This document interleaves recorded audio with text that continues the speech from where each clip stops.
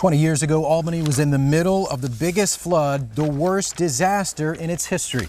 Good evening, I'm Ben Roberts. You all know Dawn Hobby. She's our news director now at WAOB, but for the better part of 20 years, we anchored together. We sure did, and we were anchoring together in 1994 when this area was consumed by the flood. Yeah, the flood of 1994 changed thousands of lives. Because of better forecasting, more real-time weather information like the WAOB weather app, and a new flood gauge on the Muckalee, Ned doesn't think people there will be caught off guard again. The flood also left the campus of what was then Albany State College severely damaged. It was all underwater.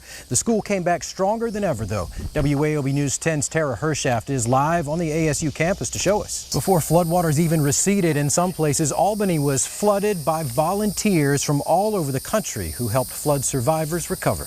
Good evening, everyone. I'm Tara Hershaft. And I'm Ben Roberts. As we continue to monitor results in dozens of races, let's get to the latest on the governor's race. The county commission will look much different next year. Two commissioners stepped down and one longtime incumbent lost tonight. Both the House and Senate will be gavelled into session at 10 o'clock.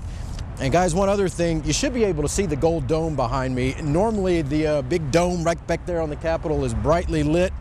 I don't know if the governor forgot to pay the power bill or it's budget cuts or I need to climb up there and change some light bulbs or something, but I'll work on that when we get over to the Capitol a little bit later. One of the most interesting and perhaps most controversial is House Bill 707. It claims that the Affordable Care Act is unconstitutional, that it violates the 10th Amendment of the U.S. Constitution.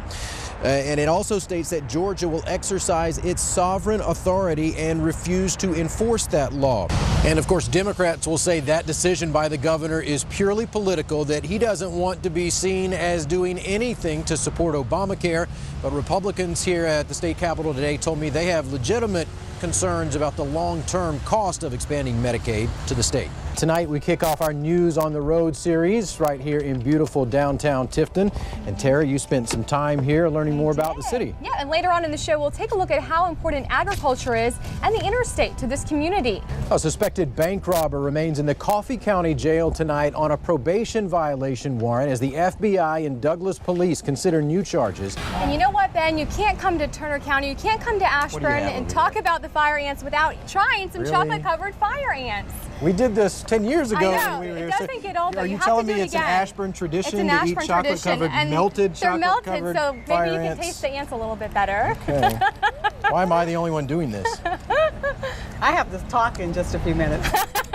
How are they, Ben? How are Actually, the I ants? think melted, they're even better. All right, well, there you have it. Stream live on the mobile app right here, so you can watch our news anytime, anywhere with your cell phone.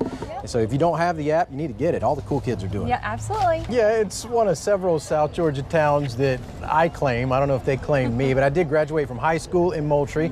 We won't talk about what year. It was well into the last century, but this will show you how old I am. When I first went to school at Colquitt County High School, the building seemed really new to me, and you know, now they're building a new high school.